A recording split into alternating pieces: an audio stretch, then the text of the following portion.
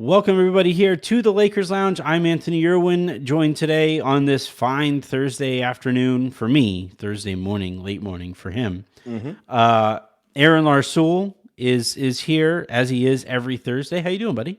I'm well, thank you. How are you, sir? Well, we were just talking for 20 minutes, and I right. just remembered, oh, shit, we have We a should show. start the show. So,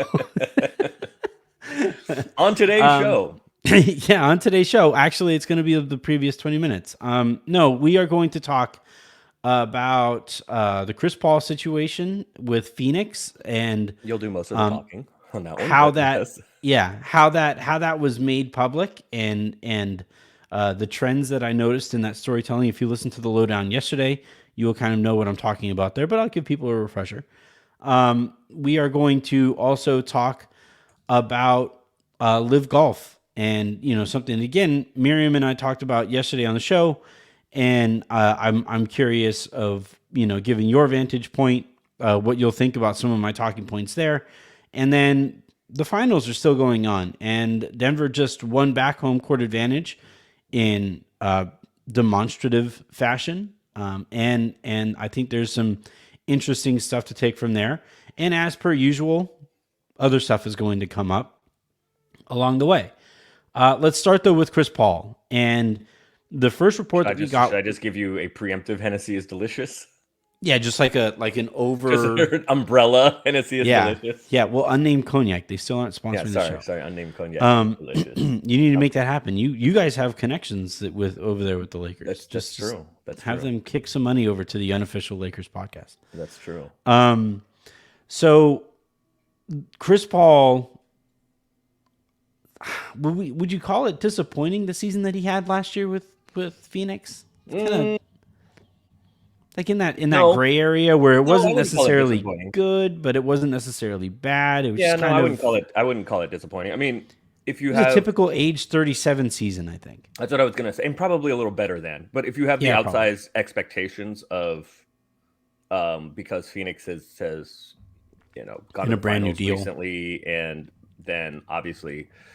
Were sold, and then Durant. So I think after the Durant trade, those expectations are somewhat warranted, and so yeah, I would call the end of it disappointing, but I wouldn't call Chris Paul's season disappointing specifically, because if you're paying attention, this is what always happens. He's still a useful player. He's still good-ish. He's not the point guard anymore, and he breaks down in the playoffs seemingly every year. So every year. I think it was fine. I would call the Suns' end disappointing, but I wouldn't call Chris's season disappointing. Okay. That's fair. That's There's also fair. The Ayton part of it that's like, I think the only reason I would say that it borders on disappointing is, he just signs that new deal, and I don't think he quite performed up to that level of what he was paid last year. And by the way, the Suns agree with you.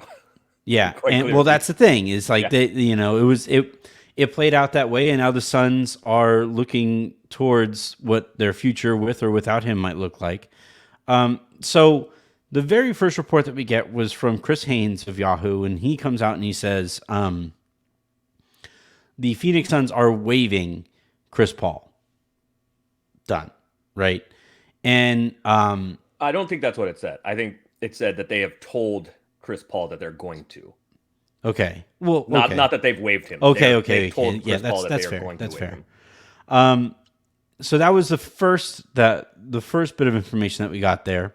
Then Shams Charania says the Phoenix Suns are weighing their options as it pertains to like waiving Chris Paul, whether that is waiving him outright, stretching and waiving him, whatever. And then Woj comes out and says, well, let's bring trades into it too. They are exploring trades to see what they can get for Chris Paul, who, by the way, like you're saying, is he worth what he's going to be paid next year if you pick up the guarantee? No. Like that is not the case. But if you're a team that is looking to cut costs, and like he's valuable as a contract. And then whenever he is waived, I think he will be a valuable commodity, either at the minimum or at the exception rate. Oh, so I agree with that completely. The only issue though is I think the guarantee date is coming up kind of quickly. So Mm, teams would have to, like, if you're going to do something, yeah, I think maybe that's why these reports came out, is to let the rest of the league know if you're going to do something, then you got to do we it got to now, do it. right? Because you're saying Yeah. as a cost cutting measure, right? They Mhm. could send whatever it is, 30.8 million, I think is what he's scheduled to make. You can send 30.8 million, and then you can waive him, Waive him and non-guaranteed, and save only pay the like guarantee, 15 save half million or of it. something. Yeah. So Hmm. I think Or that's what this more is if you about. stretch him. Yeah. Yeah. So another team that traded for him that just wants to save the money, I think could possibly stretch him. Hmm. I don't think that will happen with Phoenix. Yeah. And there's as Lakers fans will know with Luol Deng, there's consequences to that too, right? Like, and Yeah. I would, if I were just trying to save money, if I was a team that was just trying to save money, I would just eat it this year, Hmm. which is what I think Phoenix will do if they do this. I would just eat it this year because you're not going to want to have, even though that like 3 or 5 million, whatever it would be on your books, Yeah. going forward because of the changes in the CBA and how punitive it gets if you start spending too much money. So I would just eat it this year before those changes go fully into effect. The other reason I don't, well, I said Phoenix won't stretch him. Other teams might. Phoenix won't stretch him because if you just waive him outright, he can sign with Phoenix. If he clears Yeah. waivers, he can just go back and sign a minimum deal or the exception, or the mid level exception with Phoenix. If Phoenix stretches him and waives him, he That is cannot not. go back. He Hmm. can't go back to Phoenix. So I do not anticipate Phoenix stretching him, and I wouldn't either. But I Yeah. mean, that's I guess the point in all of this, and the reporting of it is weird, but my Yeah. guess Like, is that it's well, Phoenix and Chris leaking it. Well, I know it's Chris leaking it to Chris because yeah. Chris Haynes talks to Chris Paul. I think the other guys, I think it was the Suns trying to drum up some interest around the NBA because his guarantee date is getting close. The thing that we didn't learn anything new is the thing. We know, like, No, we did because we the didn't. season I will ended tell you, the and league we didn't know. The league did not know that he was going to get that they were eventually not picking up waived. his guarantee. Oh, The like one thing we learned is that he's not getting guaranteed. I thought, okay, so when the season ended, I was under the assumption that he was going to be, his guarantee was not going to be picked up. He wasn't good enough last So year, the and assumption around the league was that they were going to trade him. They were going to try to trade him. yeah, Them and him and Aiden. They were going to try. They're trying to trade both of them. So that is what yeah, but not that if they didn't find a partner for that, we didn't know that he was not going to get guaranteed.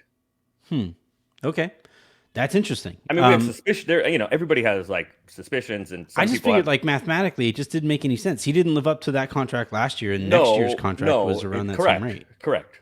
But like they don't have any money, even if they don't guarantee him. So then what, right? Like Yeah, their roster is paper thin as it is. They have no bench.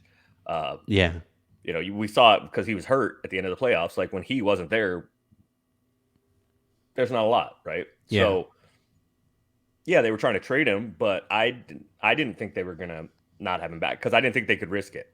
I didn't think they yeah. can. If they do get him back, if they waive him and then get him back, great, good for them. Chris is an interesting dude, so it would not shock me. Nobody will claim him. I don't think. No, But no, nobody will claim him. Not that I don't think nobody will claim him. It would not shock me though if he said "F you, I'm not coming back." yeah. Um, I that's what I so would. that's why I nobody signed a knew that. contract to play with you guys for a certain amount of money. I'm not gonna now help you guys out. Like, why would I? Well, I mean, maybe he really likes it there. Maybe it's the best scenario for him. Maybe he thinks they have the best chance of win. I don't know, but Lakers have Chris a is a starting petty point Chris is guard a petty spot. dude. Yeah, So it would not shock me if they do non-guarantee him, and waive him. It would not shock me if he did not go back. And so that's part of the reason why a lot of the league has thought they were going to try to trade him and then Yeah. have to guarantee him, right? Mhm. Because if they lose him for nothing, it's not like they're getting a bunch of cap space to replace him. No. Yeah. If they can do something with him and Ayton and not take back a bunch, if they non guarantee him and can get off of Ayton, then they have cap space. But yeah. with Ayton and KD and But then you're making your roster even thinner. Like, this is their problem. yeah. This is what happens when you trade everything for KD. So so I always thought, and I guess the league agreed, that the likeliest scenario was that Chris Paul gets traded to some team that has like a contract that extends for like a year too long. That player is still like a useful player, maybe more useful than Chris Paul, or that combination of players would be more useful. Because like essentially between Booker and KD, they have enough initiation. They don't need what Chris Paul does. Right. And even like campaign is fine. Like he like for on a team with those guys, like he's fine. But anyway, so I hate watching him. Like I cannot stand watching him. He's such a grifter. Like the least aesthetically pleasing jumper. It is the ugliest jumper in NBA history. That actually I don't know about NBA history, but that occasionally goes in, like from deep. No, like that is Bill Cartwright's was occasionally from deep. Like he didn't make threes. No, Bill Cartwright was not shooting any threes. Yeah, the Joakim Noah rotation. I don't think you could physically get the ball that far. Where like because he used to like he would shoot. He would have his hands way extended above his head, and then he would just kind of flick it. It would like wrap wrist. around his head. Yeah, but he would like kind of flick it with it. Like, but the release there was like no forward momentum on the way on the ball's path. Like, I mean, up, to be fair to Bill Cartwright, I'm not even sure they had a 3-point line for much of it. No, when did the 3-point line come in? 76, maybe. Yeah, so they had it for most of it. Yeah, I don't remember when he was drafted. He was quite good at USF, University of San Francisco. Yeah, he had like a fine NBA career. Like Bill Cartwright. Yeah, he didn't live up to like who they thought he was going to be coming in, but he was like fine. He won a championship in Chicago, right? Yeah, multiple, I believe. Yeah, shouts to Michael. But yeah, I it wasn't like he won. It was. Hey man, I would tell you the same. I would tell him he should tell you the same thing. I mean, he has more right to have one than I do. Yeah. I got a championship ring. I didn't dribble a basketball one time, man. What? I didn't win it. Okay, so LeBron and AD won it. Yeah. Okay. Cool. I still have a ring. Right? Yeah. I didn't stop him from winning it. Right. Yeah. I'm riding them coattails, and apparently I'm light enough that they can carry me. So anyway, yeah, the I found it all interesting because I didn't think that I learned anything necessarily, right? That Phoenix was essentially looking at the situation and they're like, so we can either trade him, we can waive him this way, or we can waive him that way. And if that was like if that's what we knew going in, which is what I thought we all knew going in, then by the end of that news cycle, we didn't learn anything. And it was like, why? No, if you thought that going in, we did not learn anything. Yeah, other than Phoenix made it official. Yeah. I was not, and frankly, I'm still not entirely convinced they're going to non-guarantee him. Yeah, they're risking a lot. I mean, if they don't and he walks, I mean, okay. Well, and also like him leaking that before the decision is made, I think would imply that the terms aren't so great that he's just like, yeah, sure, yeah, I'll play for you guys for less money than I was supposed to make next year. Totally, that sounds great. And we used to talk about this on the show on the Hook, whatever, a year ago, 2 years ago.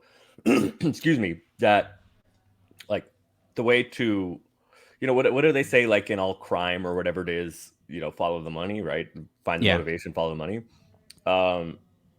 You can figure out what things, but based on who is reporting it and who can benefit you. The first thing you look at is who benefits from this beat coming out. Mm-hmm. And then you can trace back, and then you go, all right, who has relationships with whom? And you can trace back all of these things and to figure out what is happening and why. Chris does not like something that's happening. which is Yeah. CP3, Chris, which is why he told Chris that. And Shams and Woj have different sources around the league and in that Yep. organization and possibly with agents and such. So Ownership. that's what absolutely. So that's why you're getting pieces of, because once the first thing comes out, then now other entities have to use their contacts to get out a slightly different piece of the story that benefits them more than Yeah. the first one does, or maybe not, doesn't even benefit them, just makes them look better. Yeah. Try to get control of the story. So it's funny to watch. So under normal circumstances, like if the Lakers for whatever reason traded for Chris Paul, I would be pretty pissed. I would say that would be a bad allocation of resources. If he is available on the minimum or even exception, like I think he's still a good enough player to warrant exception money, taxpayer mid-level exception money. Like I would rather give him the down, taxpayer. by the way, which has gone down for this year. Yeah, I think I would rather give Chris Paul that taxpayer mid-level than Schroeder. I think Schroeder is the better player right now. I think he like objectively is the better player right now. But it always worries me when Schroeder is on the court late in games that teams can just like ignore him when he doesn't have the ball, and therefore he has to have the ball, and therefore the ball isn't in LeBron or Austin Rivers' hands. Reeves' hands. I was going to say, you didn't already made a signing, huh? Big fan of Austin Rivers. In his, I mean, Austin Rivers can hoop. Like, I don't. He always seemed like Austin Rivers always is like Austin Rivers is a great like fourth or fifth like guard, just like 11th or 12th guy. Like he should be more consistently in the NBA. I have always watched him play and thought like he's one of those rare like those kinds of weird kinds of players where like they're pretty good as an NBA player, but they look impossible to guard. Like he's so shifty. I used to hate guarding guys. It's one thing when somebody's handle is just so good that they can kind of move you, but when a player is so good or not so good, but like laterally quick that he winds up doing all of the effort stuff, and can shoot decently, that to me was always my least kind of favorite player to guard. I didn't like that. The thing about it is because he was the guy. Like I think he was the number one player in his class in high school, or certainly up there. And he had the mixtape. He was the mixtape king. Yeah. And then I'm like I do not say this lightly. Like statistically, he had the single worst season in NBA history as a rookie. He was quite literally the worst player in the NBA. Like, some guys never play, but I think that humbling has, and now he's bounced around the league a bunch. And by the way, was on Denver last year. Yeah. And is now watching them probably win a title. Tough life. So I think like the humbling that has happened, I think he's like a fine. He part of being successful in that role is understanding like your position in the league, and I think he does now, and he's like fine. You could do a lot worse with a fourth or fifth guard. Yeah, I expect him to be back in the league next year. So yeah, but you already have him on the Lakers apparently. I mean, I messed that up so much. Austin Reeves and Austin Rivers. It's just so like I even type it out sometimes. It's the most annoying thing. But yeah, if Paul, and I'm not, people who listen to the show know this, I am not the biggest Chris Paul fan. If he is available as just a minimum signing or even as an exception signing, that to me is a fine outcome. Like, and the question I have for you, because I know you can't talk about that specifically, but the thing that you and I do talk about pretty often as it pertains to this Lakers team and LeBron specifically, he wants a third star. Like, it's pretty clear at this stage that like what he wants is the clearest path he sees to getting the Lakers to the kind of competitive he wants them to be is through a third star, probably specifically Kyrie. I'm curious if because of the cliche and the cachet that Chris Paul has, and with him being what? You just did Austin Reeves and Austin Rivers again with the cliche and the cachet. What cliche does CP3 God have? damn it. I mean, to be fair, those are very close also. Yeah.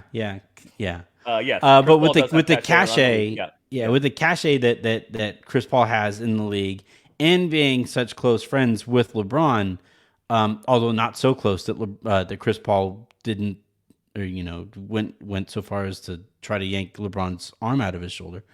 But yeah, I'm curious if that would, in a weird way, qualify for like a quote unquote star. So you would have to ask LeBron that, Yeah. but You don't have him there? no, Mm, no, I did not okay. watch the game with him.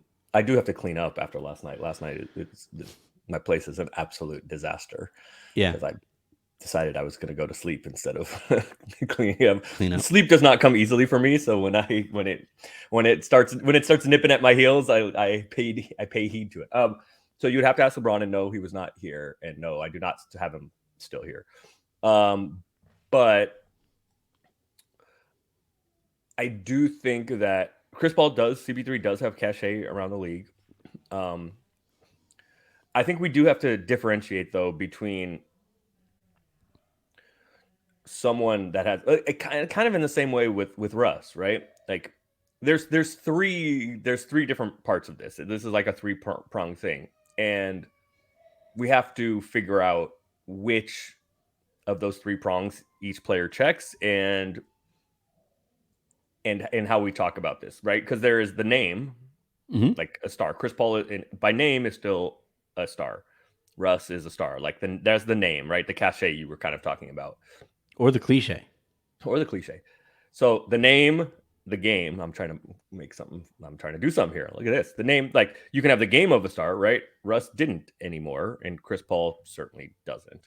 And then there's the contract. I would like if I could find a word for contract that rhymes with name and game, but I could not. So those are like the three different things. And the contract, right? The stars get paid the most money, right? So a lot of these guys, Russ did have a star contract. CP3, I'm not going to talk about, but that matters probably most because that impacts your team building in all of the other ways that we saw, right? With Russ. So I think like the question about like, so like, obviously what you want is a star game. Aw. Yeah, is that why you named your son Miles? Our previous conversation. Avery heard me like making the case for Chris Paul, and she was just like, "Fuck this."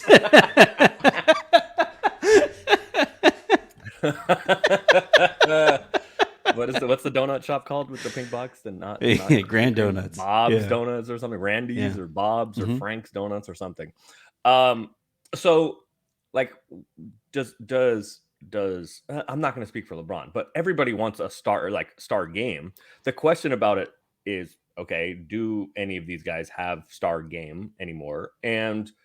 Or how much of it is about the name and how much of it is about like the contract, right? Because the contract is what ultimately affects your ability to team build going forward. Yeah. So theoretically, in this case, I'm not mentioning any names, but theoretically, in this case, or a case like this, it would not seem like the contract would be. How about this? If somebody gets waived, if a player gets waived, assuming they don't get claimed, right? It would seem likely, this is what happens with buyouts all the time. Usually later in the year, it would seem likely that they would come at a much smaller dollar figure. Yeah. In their next contract.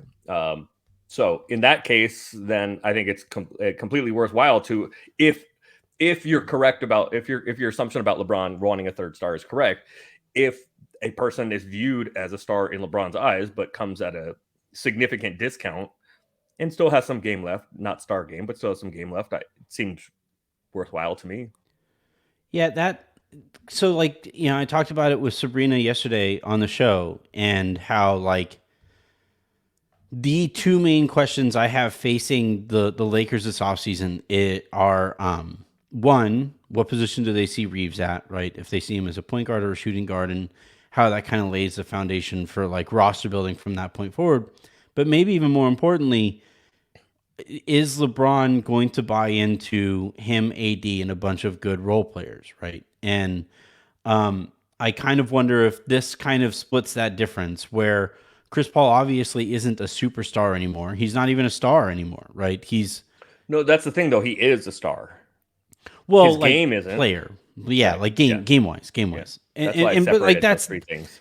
that's the thing though with this kind of move is would Chris Paul help LeBron buy into this path a little bit more if he needs persuading to buy into this path, which by the way, like actions and things that you kind of hear, yeah, it sounds like he kind of needs to be persuaded a little bit.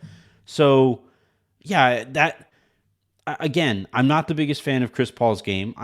Always like, so if he is on the Lakers, I'm always going to be very nervous about his ability to stay healthy as you go later into the season. I would have to delete a whole bunch of tweets. You know what? I'm rooting for it just for that. I'm not rooting for anything specific NBA. I'm not rooting for anything specific. Yeah. But any action that causes Anthony to have to scrub his Twitter, I'm in for. So NBA did not mention there anybody specifically. My rooting interest here is Anthony having to scrub his Twitter. So, but still, like in terms of what he brings to the basketball court, I think there's a lot of fit there that makes some sense with the Lakers. And in this specific case, if he gets LeBron to buy into this roster construction a little bit more, that's even potentially more valuable than what he brings as a basketball player. Because I really do think the most logical path forward, not just for the Lakers, but probably for everybody with the way the new CBA is put together, is two superstars and a bunch of really good role players. Either that, or you have three superstars and you better have like whatever voodoo magic the Miami Heat have when it comes to their undrafted players. And you got to be able to do that year in, year out, because as soon as one of those guys need to get paid, they are not going to fit under that second apron. So, Yes.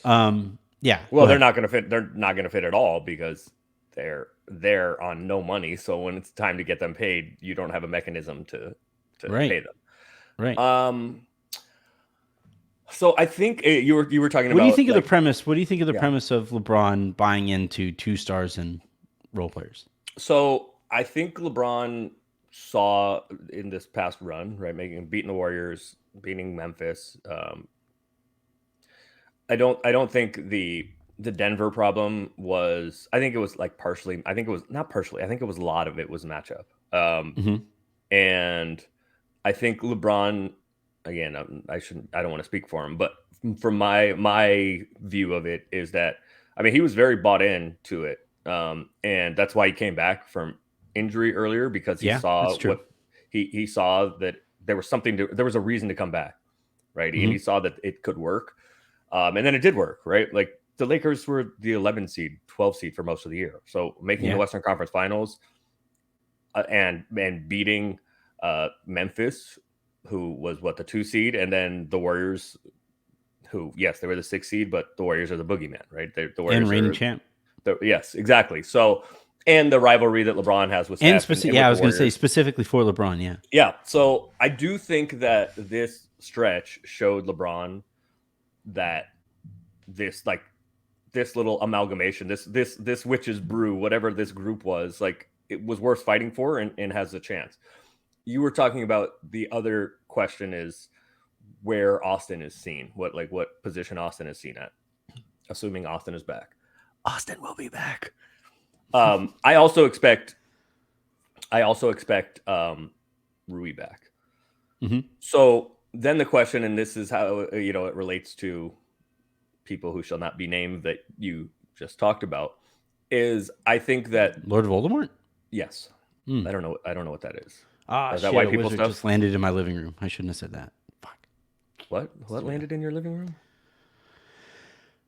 Harry Potter is white people stuff. Oh yeah, that's white people stuff. I should probably start with that. If you have to listen to the end of the show for that reference, we need to get Anthony's analytics up. So listen to the end of the show, and you'll the reference will make sense. But so like basically like there's a character in Harry Potter, like the big bad guy, the evil bad guy. Okay. He's Lord Voldemort, and if you say his name, further into the series, were actually like wizards who, if somebody said his name, would actually show up and arrest that person for saying his name. Yeah. What? Yeah, it's a whole thing. That sounds like our previous president, but Yeah, well, it's and just some other yeah. countries around the world that are for, well, whatever. All right, I don't. Yes, that was not Lord Voldemort. Is that who you said? Okay, Mhm. that's a Harry Potter thing. All right. No, that was not who I was speaking about. But you mentioned a different name, and that has two initials and a number. Yeah. And so, and like as it relates to Dennis, as it relates to D'Lo, so at this point for me, I mean, obviously things can change and deals can happen and people can choose other things, but I think this team is, I think we're pretty sure that Austin, LeBron, AD will be here. And I think those are your first three decisions. I think Rui is probably back, and I think he's probably a starter and should be. Yeah. So, but the good thing about it is that gives you flexibility. I'm like Yeah. positional flexibility. You said do the Lakers see Austin as a point guard, a shooting guard? I mean, he's just kind of a hooper, right? That's what D'Lo would say too. I'm not a point guard. D'Angelo Russell's so angry that he actually Austin is actually that. But and then you have and then there's the AD question, right? Like I think AD is pretty much a center now, but I think if you have those four guys, there's a lot of positional versatility, right? Because LeBron certainly is capable of playing offensive point guard. He's not a defensive point guard, but offensively he can play point guard. Yep. Especially if you have Austin supplementing that. So yep. I think the question becomes, or Lord Voldemort, or whoever that is. Also, people are going to show up and arrest me. I think the question becomes, now you go and find the best fifth starter you can, and you don't have to be locked into any position, right? You just find the best fifth starter you can. Is that going to be D'Lo? Quite possibly. Is it going to be you, the person you mentioned earlier? Is it going to be you? It might be you. It might be the actor from You. What's that dude's name? Whoever the main character on You is, goes around chopping up people. Maybe it's him. So I think you have options, right? Because you're plenty big enough if your starting front court is AD, LeBron, and Rui. That's plenty big enough. Yeah. Or if you find a center that is like the best fifth starter on the market, it's the best you can do with the money you have and all of that, and you want to just mash teams to death, then you can do that. Now, then like LeBron and Rui, like I don't know who's going to guard a little guy, right? Because between LeBron, Rui, and Austin, that's tough, right? That's going to be difficult to guard point guards. Yeah. So, but I think having those guys gives you a lot of flexibility, and you can build out the rest of your roster with like just who is the best dude that we can find with whatever money we have available, and you don't have to be locked into any like positional decisions. Yeah, it's all really interesting. I do agree that group needs somebody to guard point guards, though. And that's why, like, I know some, and I would imagine a lot of people listening would probably say Schroeder makes some sense there. Just make him the Lakers' best lineups last year in the playoffs were with those five guys: Schroeder, Austin, Rui, LeBron, and AD. They were actually with three guards, three little guys, but. I am not. Statistically, the best nope. the three little guys. But nope, go on. Nope. No, I'm gonna let you cook, but statistically they did. Yeah, well, that's where stats are lying. The eye test would disagree with you, but statistically, the three guard lineups were really good. Yeah, like Dennis, Austin, and D'Lo was really good. If you substitute either D'Lo or Dennis for Lonnie, they were really good. It is what it is, but. No, thank you. I am good on being. Look, we're watching these finals right now, man. And like Miami, when Denver is like playing okay basketball, Miami just looks so small out there. Yeah, because Miami is small. Size like really matters in the sport. It really, really does. And like the Lakers, the Lakers look so 10 feet, small. So the closer you get to it, the easier it is. Right. Anyway. But yeah, I think some would make the case for Schroeder to get that spot. Some I would probably be among them if I have to have a point guard. I think Chris Paul makes more sense than Dennis Schroeder in that spot. I know they're probably going to say, like, there are people who would probably say D'Lo should get a shot at it, given what we saw from him at stretches of the season. And yeah, like, it's nice to have that versatility. And by the way, like, because the Lakers might retain D'Lo, maybe it makes sense to pass on Chris Paul and Schroeder and use that exception money on, a bigger player too, and see what you have there. So, because you're also going to have D'Lo is back, you're Beasley. still going to need somebody to guard point guards. Yes, yeah. So, and that's the one downside to seeing Austin as a point guard, is that he can't really guard point guards. I mean, He does it better than Russell, sure, but like, he's okay. I mean, look, the first adjustment in the conference semifinals was putting Austin on Steph. That was the Lakers' like first adjustment. So I wouldn't say he can't. Yeah, I would like to have a better option, but I wouldn't say that he can't. yeah. I mean, it's not so. It doesn't make me so uncomfortable that I don't want him to be seen as the point guard. I want him to be seen as the point guard going into next season. With LeBron as your primary initiator and Reeves being your secondary initiator, and then you give those guys space. So you don't want your preference is a bigger player and not a smaller player. Yeah, you want Austin to be the smallest guy in the Lakers starting lineup, is what you're essentially saying. Yeah, that's how I would go. That's a big group. I'm a very simple person. I like my steaks big. Okay. and like this is I just think it kind of is a version of the conversation that the league was having when the Lakers had Shaq and Kobe, where it was like, we have to figure out a way to compete with the team that's going to win the championship. And like Denver next year isn't going anywhere. So trying to counter with being small, we saw how that worked in the conference finals, and we see how it looks at times even in these NBA finals. So like for the Lakers, I would like to be big. I would like to be so big that like you can actually match up with Denver's size. It also won. That's how the Lakers won the title in 20. But I mean, to be fair, the current Denver is huge. Yeah, but to be fair, the current NBA champions don't have a guy over 6'8" on their roster. I mean, there are multiple ways to win. There are multiple ways to win. Yes, you're absolutely. That's true. That's fair. But the Lakers beat the crap out of the Warriors. They were worn down and broken down. I think the Warriors would have beaten Denver, right? Because the matchups matter, and the Lakers had no chance against Denver, and Miami doesn't really either. Yeah. So yeah, but Miami beat Boston, and Miami beat the Knicks, and Miami beat Miami beat Milwaukee. I mean, Giannis was hurt a little bit, but Miami kicked the shit out of him even when Giannis was there. So I think the matchups really matter.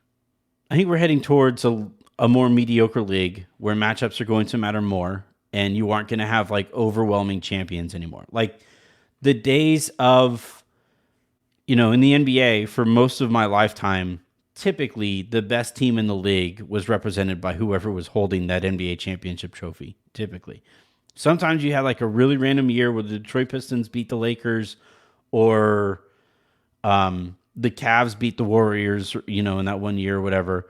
But the Cavs were also really effing good that year too. And they had LeBron, for my money, the best basketball player of all time, at his like absolute peak. And that usually is also a good thing to work with if you're it's usually helpful. Kyrie so was I just too. But I think that the with the way that the CBA is put together, and with how hard they essentially slipped in a hard cap. I don't know what the players union was doing, but the owners were able to slip in a hard cap with the second apron. And yeah, I think initially there are going to be some teams that are above that apron because they will not be able to have a decent offseason without getting under it. But they're going to find that everything is so hard it's really hard to operate up there. So eventually even those teams will probably slip under that apron so that they can maintain the flexibility that comes with being under it, which essentially means that there will be a hard cap that like maybe once every so often a team will just go for it. And for 1 year, dip above that apron, but for the most part, I think everybody looks at that thing as and for most of the people that I've spoken to around the league, they have also said, yeah, this is mostly seen as a hard cap for people, and it's wild that the union allowed for that in negotiations. But anyway, the reason I say all of that is because like how wide open this year was is probably what it's going to be moving forward, where matchups are going to But like, matter a lot was more. it though? Mediocrity and parity and all that stuff, like that's going to be what the NBA is. It's going to be I mean, more we NFL called. ish. You know what was funny is we thought the East was pretty, like we knew what was going to happen, and the West was open, right? Because here come the scary Lakers, and here come the scary Warriors that have been hanging back all the time, and Hmm. we don't buy Memphis 2, and we don't buy Sacramento 3. Hmm. Oh, and here's it's the Clippers, and the Clippers are the sleeping giants, and Phoenix is now very scary. So the West is wide open. The East we've got figured out, and it's the exact opposite. Denver kicked everybody's ass all year, and then it's kicked everybody's ass since then. I Yeah. don't know how open it's going to be. Maybe it is. Again, like I think I think if the Lakers have a good picked offseason, they're up there with Denver. I think if say they're that like, again. I think if the Lakers have like a good to pretty good offseason, they can be right there with Denver. I don't think that so I disagree. I think the Lakers can be there Okay. in a series against Denver with a good offseason. I'd Hmm. like over the 82 games. No, I don't think the Lakers, even with a good offseason, can be there with Denver. But Well, that's again, like the different. matchups matter a ton. Well, because like LeBron is going to play 60 games, AD is going to play 60 games. So like you aren't gonna They have to play 65. what's that? They both have to play 65. They won't play 65. They I both have to don't. play 65. AD is like Lakers just don't win awards. Like the voters just do not let Lakers win awards. Like it just doesn't happen. It doesn't matter what season. AD can be on his actual forehead doing crazy octopus stuff to stop anybody from scoring, and he will never. He got 11th place in Defensive Player of the Year voting. I honestly want him to play 60 games next year, and have the opportunity to play in that 64th or 65th game, and sit at 64 with his middle fingers raised high because those idiot voters just can't get that right. I think that AD is probably the best defensive player in the world right now, but as far as impact and as far as value, that there is a component of minutes played. I don't the games don't matter to me. The minutes played matters. I think the game number is very arbitrary and weird, but so I think they should have done it on a minute thing. Yeah. I think they should have used minutes. He played more minutes than Jaren Jackson Jr. So here's the other thing, though. Here's the other reason why it's weird. What if like somebody is like, whatever, their 82nd game of a season, somebody's played 64 games. They kind of have like a little bum ankle or something nagging at them where they can play, but they want to sit it out. Now they have to play to get to the 65th game. Well, you start and then they start really that hurt game them. and then walk off the court. I guess. I mean, okay, that makes this better. That's not a mockery. That makes this better. Like, what do they do? You have to play. So what happens if that person plays and then gets hurt, right? And then they're out for the playoffs. Yeah. Okay, so then the answer is they check in and play 7 seconds and then go sit like immediately. Well, like LeBron scores 10 points and then leaves. That streak is still going, isn't it? Yeah. So yes, I think the minutes is better than. I don't know how we got here, but I think the minutes is better. So I think that the Lakers can not during the regular season, but I do think in a series with a good offseason, in a series that the other thing is Denver is likely going to lose Bruce Brown, and they're pretty thin as it is. So I do think the Lakers can compete with a good offseason. I do think the Lakers can compete with Denver in the playoffs. I would not say that the Lakers are going to be up there in the regular season just because, to your point, I mean, Denver may take a step back too if they win the title, right? Because then it becomes less meaningful.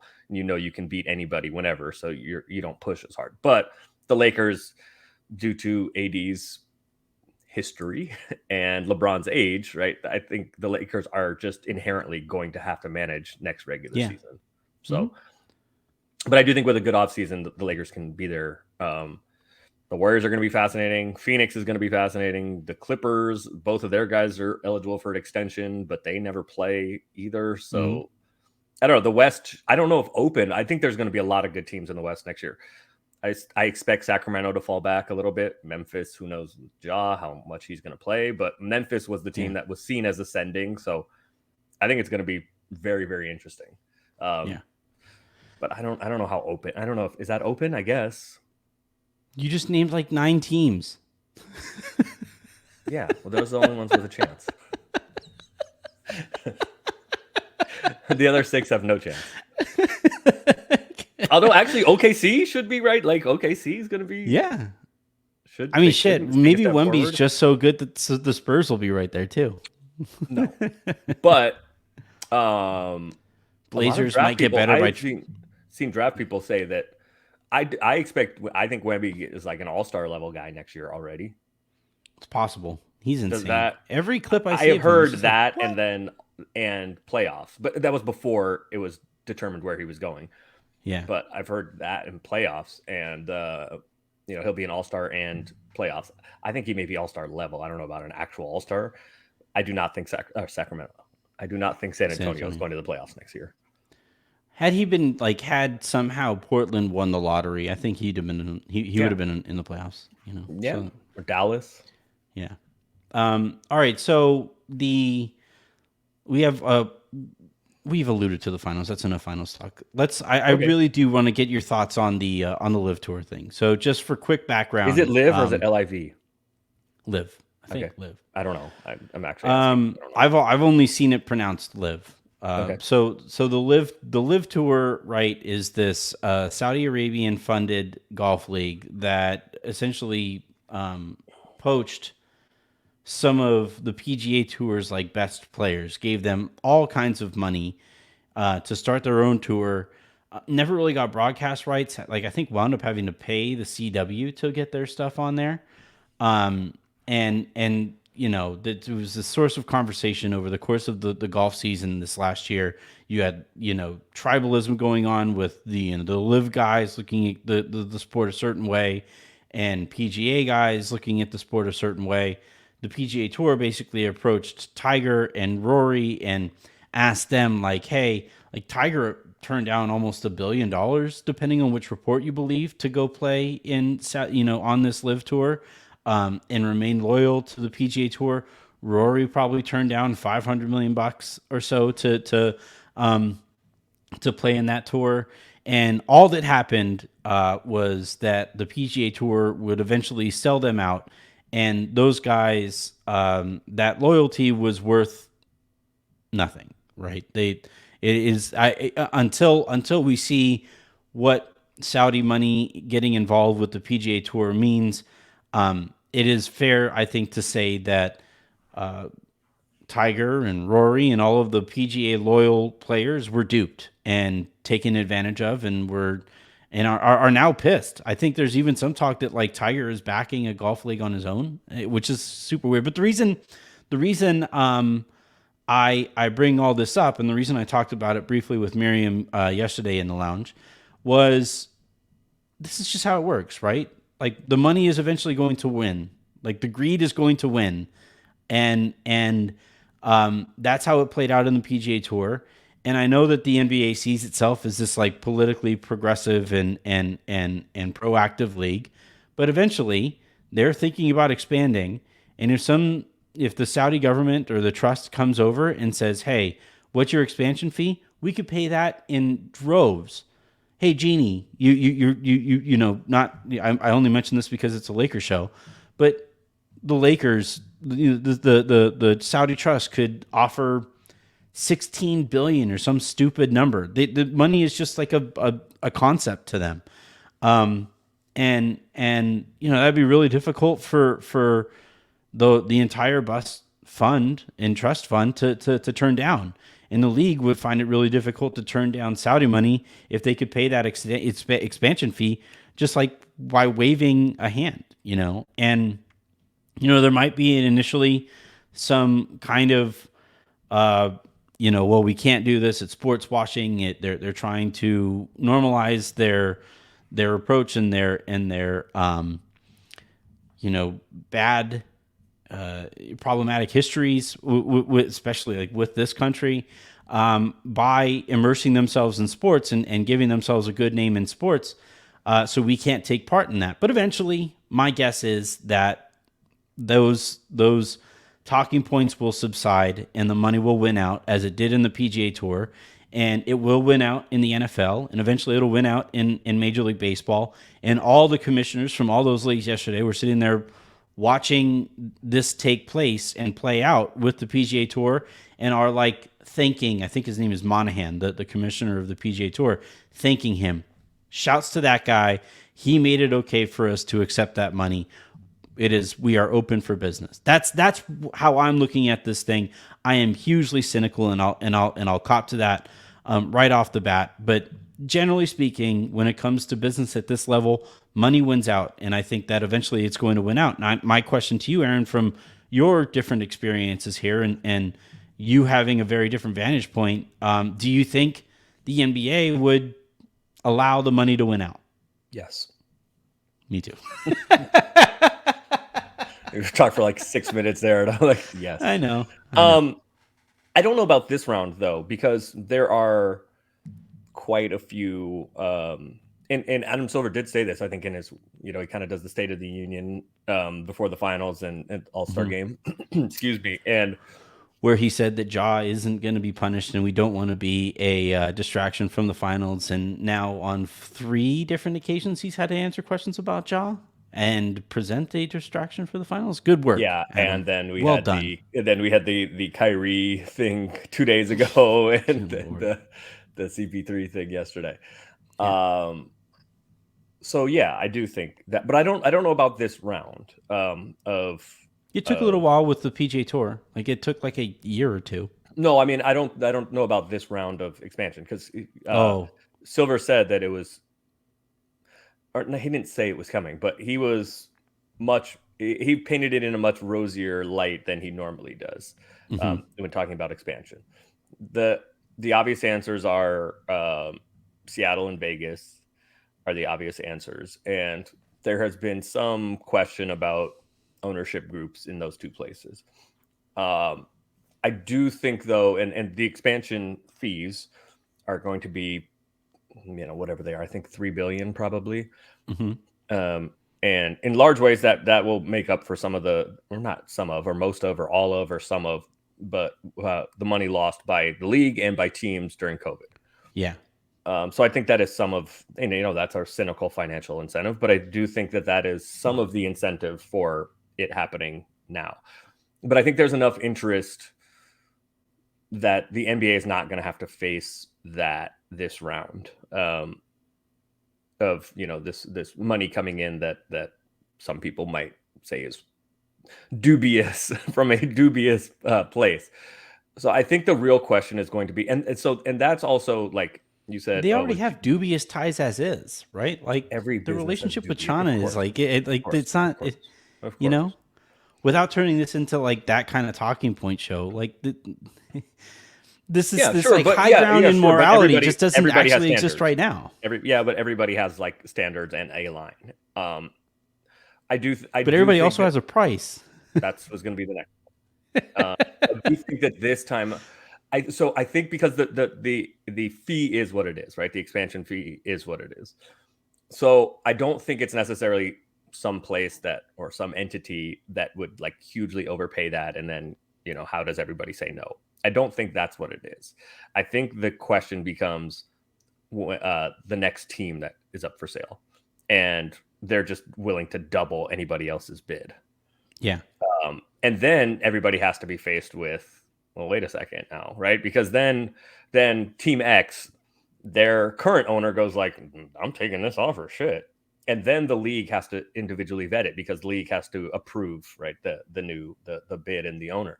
And then everybody has to have then it's each individual person or each individual governor having to have a real conversation with themselves. Like, are we doing this?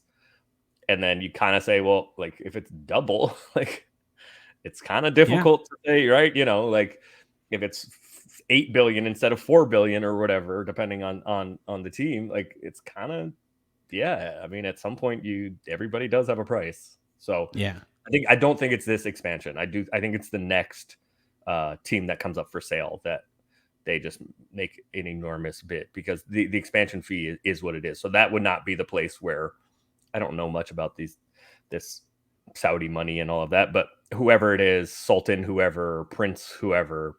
He's a prince. Yeah. So I think that is where you can throw use your money to push, is when a team comes for sale and you can just double the offer, because the expansion fee is what it is. Yeah. I mean, with I know it's in the English Premier League already. It's a big deal. I know that, this is probably not the best way to frame it, but like the LIV accomplished its goals. Like the LIV Tour was a roaring success in that. Did they actually have events? Huh? Did they actually have events? I know they got guys commitments, but okay. Yeah. They had a tour. Like I said, like the ratings were just in the toilet. They were not doing very well, but like PGA Tour, like there's some litigation that the PGA Tour finds itself in right now that they're kind of leaking money from. And yeah, like I maybe it was kind of a perfect storm, so we won't see it happen as quickly with the other leagues or whatever. But you mean to tell me that the NFL wouldn't be okay with a, billion in the teens injection into of finances into their revenue stream? Yeah, and I'm not here to tell them they shouldn't be. I mean, yeah, I mean it. Like you said, we all kind of have to have a line, but history has always indicated to us that those lines move depending on the price. Yes, they do. So, $1 Million Man, Ted DiBiase. Everybody's got a price. I'm just going to go ahead and prep myself for this eventually becoming a much louder conversation, probably after the finals. And I would imagine, like, if they are talking about expansion, like, expansion, because it's expansion fees, that becomes a lot more selective. But yeah, like if some team becomes up for sale, like the Charlotte Hornets, right? If Michael Jordan is able to sell the Charlotte Hornets for double or triple what he actually should be able to sell it for, he's taking that deal. Like he's taking that deal, and the NBA is gonna like, well, this is a really tough decision, but welcome to our new partners. Like I said, I joked on Twitter because the PGA Tour sent out a memo out to the players, and it had like a single sentence first graph, and that's always bad news, right? Because usually that sentence is either overselling the situation or trying really hard to pretend they're super sad about the situation. Yeah, we regret to inform you. Right. So, and either way though, what it typically means is we made a financial decision that helps us, but you're pretty much screwed. And that's like, I obviously received a letter like that this year. And yeah, like that's how this stuff goes. But yeah, I would imagine a similar memo where the NBA is going to say, today is a momentous occasion. We have always been very focused on the global sport of basketball, and this here partnership with the trust or the I forget what terminology he actually uses, but this will further expand the sport into a market we have not tapped quite yet. Blah, blah, blah, blah, blah. We are way richer now. All right. Well, that is going to do it here for this episode of the Lakers Lounge. Thank you very much, Aaron, for hopping on as you do every single week. Thank you, everybody, for tuning in the way that you have every single week. We do have a bonus episode coming for you tomorrow by the time you guys are listening to this, or maybe later today, actually, by the time you guys are listening to this, in which I will be talking about some draft stuff that I haven't really touched to this point quite yet. So you can look out for that as well. So until then, and until the next time I hear from you guys or you hear from us, I'm Anthony Irwin. That was Aaron Larsoul, and this was the Lakers Lounge. Anything else that you wanted to talk about? No, it's good. Did you see the new Spider-Man? No. It's white people stuff. I don't, even though. What? No, it's not. Not this one. No, I know that the characters are not always white, but just Spider-Man in general and those like That is All those legitimately news all to those me. all those movies. That's white people stuff. What is it? Marvel? Is he Marvel or is he the other one? Marvel. Yeah, Marvel. All those are that's white people stuff. That is news to me. Even though isn't isn't Spider-Man, is this one animated?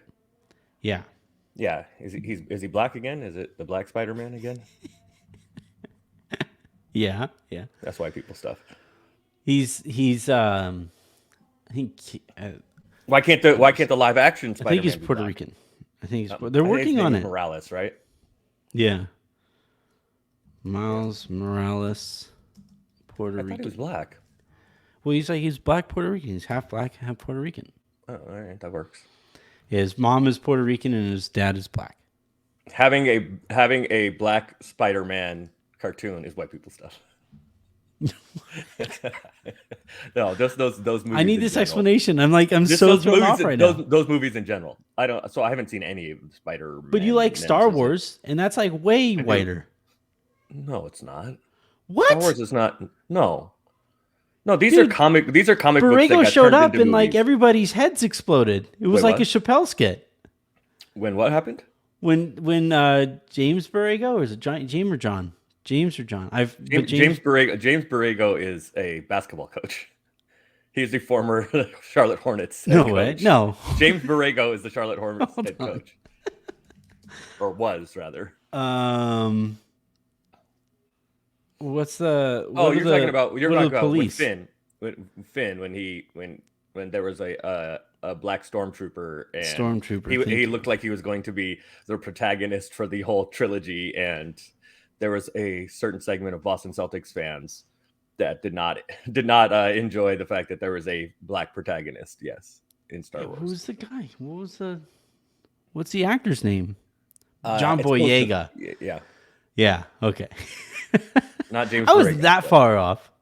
One's an actor and one is an NBA coach. Yeah, but the names sound alike, They do. right? So, but Star Wars is. You could tell me Star Wars is nerdier than the Marvel movies, and you are legitimately blowing my mind right now. Like, I'm Mexican and half white, so this is not a culture that I am deeply esteemed in. But like, this is legitimately shocking. I mean, I know anime, like on Twitter, like anime is a much bigger deal than either of these things. But yeah, this is surprising. Yeah, but explain how.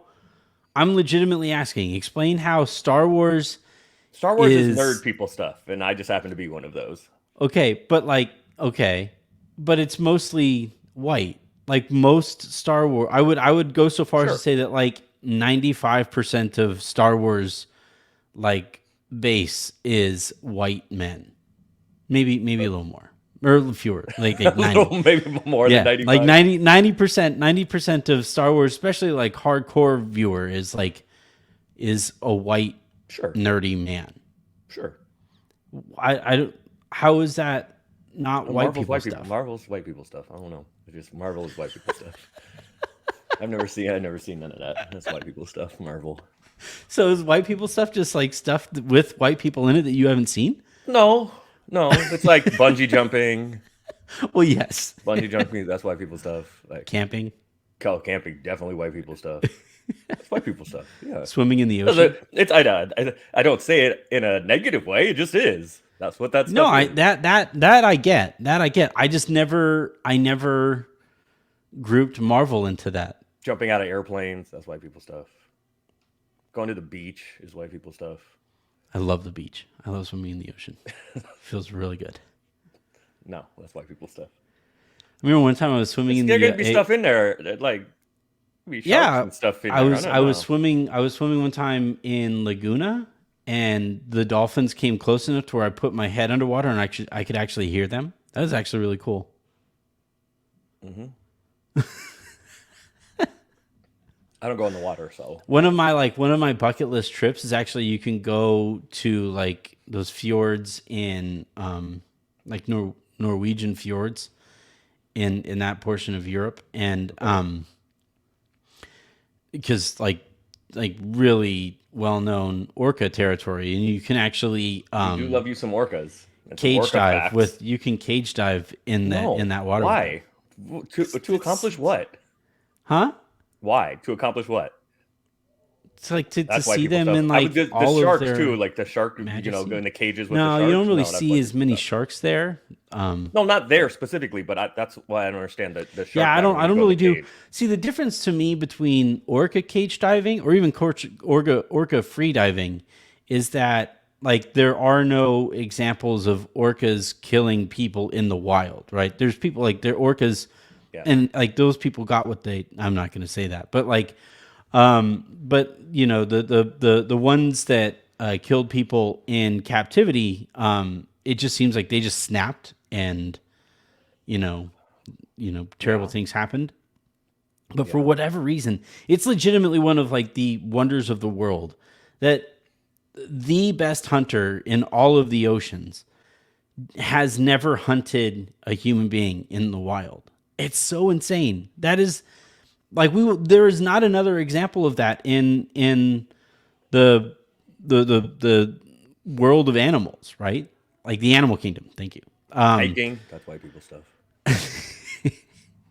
Friends and But The like, Office. so the reason I say like there's a difference there between like the orca cage or free diving and the shark cage or free diving is that sharks do like there are plenty of examples of them taking down a human. And Right. even while you're in the cage, there have been examples of like Maybe breaking a sharks cage open. trying to get into the cage. There are no examples of that with orcas. They just kind of like swim Then why by. do you need the cage? Then why do you need the cage? Because I have a family. It's like I don't want to be number one. Like, I mean, it sounds like if it's so amazing and you know so many orca facts, you should. if I didn't, You're the I'll orca say this: whisperer. if I didn't have kids, I would totally free dive with orcas. Totally, I would do the training necessary and stuff to be able to do it. But I would totally do that. No, thank you. Like, there's all the videos of like kayaking in the Pacific White Northwest people with, stuff. yeah, that I would totally do. Have an orca come up and mess around with the kayak and stuff. I'd be shitting myself because Flip it they are over. huge. They don't flip them Eat over. it with you in it. Nah, you go. You go ahead. I'll be easy though. You got it. Friends. right. You probably watch Friends. No, I never really got into Friends. I know you watch The Office. Do like The Office, Yeah. although it got way worse after Did it? Steve Carell. I wouldn't know. Yeah, Very nice man though. Have I told this but they story? like the I thing think with I've The told this story. Office. Very nice The man. thing with The Office is like it was aware of it being white people stuff, Oh yeah, absolutely. and like it like poked fun at how bad white people are in non-white people settings. It's really funny. Do we have to talk about basketball? Can you want to tell me more? You Orca just facts? keep doing this Orca Yeah. facts. Yeah. Yeah. Be No, best I mean episode we ever. can talk about Zion Williamson if you want, but We actually did you see that stuff yesterday? Now we can. Now we are talking about that. He is the corniest man. Just so corny. And no game at all. And I don't mean on the court. He just never plays on the court. I mean off the court. He has no game. How can you, yeah. did I send you the video from Duke? Did I send it to you? Did we talk about this yesterday? I don't remember. Mm-mm. The video of him like now look. It's also corny and clout chasing. This girl FaceTiming with him and recorded it while she was FaceTiming him. So that's also corny and clout chasing and all of that.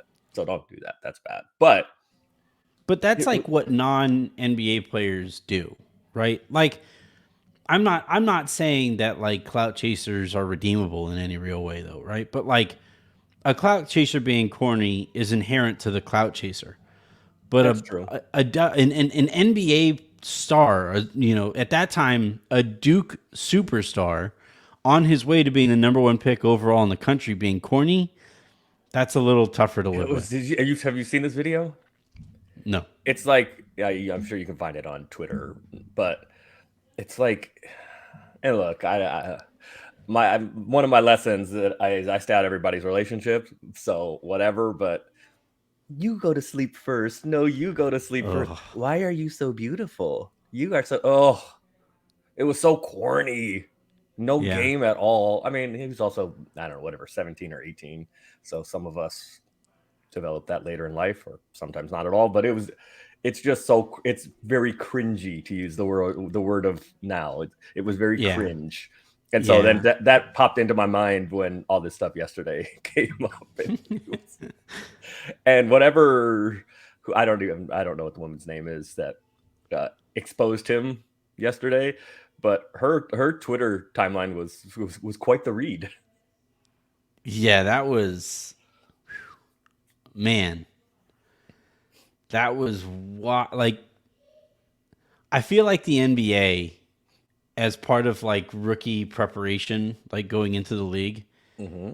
um, they need to teach these guys about NDAs. Like they need they need to offer up that bit of like, They you know, do. what's that? They do. And he still didn't get it? No way. Oh no, they tell the guys that the NBA does their best. I will say that's one thing that the league does very, very well. Mm. That they do their best to That makes this even worse. prepare rookies. There's a rookie symposium, and the NBA Yeah. does its best to prepare guys for this sort of thing. Yeah. Um, Well, just like NBA life in general. and All of a sudden, you're a financial stuff zillionaire and all kinds of all kinds Mhm. of stuff. And I'm pretty sure there still is, but there used to be when I was with the Blazers. It probably still exists. I just don't like have firsthand knowledge of it existing now. Is there's a number you can call if you go out and get drunk. There's a number you Mhm. can call, and 2 off-duty cops will come pick you up at the bar. One will drive your car wherever, and the other one you ride with them. Which makes it just even so much worse that guys are getting DUIs. Still get it. Yeah. But the point is, the NBA does a really good job of trying to prepare guys for all of these sorts of incidences. Yeah, that's why that makes me like, Sometimes people have to live for themselves, though. I guess, but like it makes me a little nervous for him. Like that's just like sometimes like really bad judgment leaks into other stuff, you know? And Yeah. So this is an interesting point, because I've been talking to I was watching I watched the game last night with some of our coaches, and I have a basketball man crush. how often were they saying like, God, if only AD, like there was a play where Bam like went into Jokic's chest and knocked him back and then went up with a floater. How often was it just like, To be honest, all of us are kind of like checked out on it. Not checked Yeah. out, but just like the season ended, so Mhm. it's like kind of painful to watch and not paying Yeah, all same. that close attention. Totally same. So How angry are they that like KCP and MPJ can't make jumpers now all of a sudden? I mean, there's frustration, but anyway, so I have a basketball man crush on MPJ, and I have, because I thought when he was getting drafted, I predicted that he would lead the league in scoring at Mhm. some point during his career. I mean, he won't lead playing with Joker and Murray. He's just not going to Mhm. get not going to get the opportunity. But Pete said, I didn't watch with Pete, but Coach Pete had said, because I told him this. Actually, I told him this on one of his podcasts years ago. Zayas? Yeah, Coach Pete? yeah, not like an actual Lakers coach, but people call him Coach Pete, right? Hmm. Yeah, he I've coached in never high called school. him People Coach call- Pete. Okay, Pete. Fine. I thought you were breaking like some big news. That, like, No. He's not a Lakers coach, and I didn't watch with him. You just Yeah. reminded yesterday. You just reminded me, because I was telling our coaches this, that you reminded me that I have a basketball crush on, and Pete was like laughing about that on the show one time. This was like 3-4 years ago, and before he was working with the Lakers. And so I told him this, and he said, and I said, I think he's going to lead the league in scoring. And he said, and maybe be a superstar. And he said, no, because he's dumb. And if you are just dumb, like just plain dumb, Yeah. you almost never turn into a superstar. You can be a good player, and I don't mean basketball IQ, because that's separate, but just like not very bright, a not very bright human they don't do well in the NBA generally. Mm-hmm. So it is, maybe that's the case with Zion. I'm not calling Zion dumb. I don't know, but to like your some of your decision making, your off court decision making, can inform what type of player you can become, and not just in the Ja Morant way where you're just going to be unavailable, but Yeah. in the like, I don't like, you may not be that bright. Yeah. It's just like, it's just, you know, life is about habits, right? Like, you know, if you practice good judgment, In choices, that tends to yeah, good judgment, good choices, that tends to, like, it's really rare that somebody will make good life choices and horrendous choices when it comes to like their job, right? Mhm. Or like just be consistently stupid at their job if they are consistently not stupid with other aspects of their life. Like eventually kind of like figure it out. It is the inverse of that, I think, can be kind of true, where like if you are consistently making poor judgment or offering up poor judgment outside of your work, eventually that's going to leak into your work, you know, and like that, you know, Certainly can.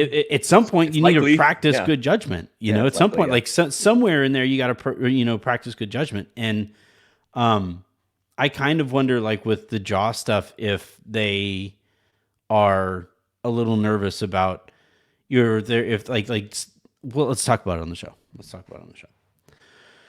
Ready? Oh, we're still not doing the show. Great. Love it. Yeah, ready. Yeah. Well, I mean, that'll be Yeah, of course. Yeah. it'll be a separate thing. Yeah. But, all right. Ready? 3, 2, 1.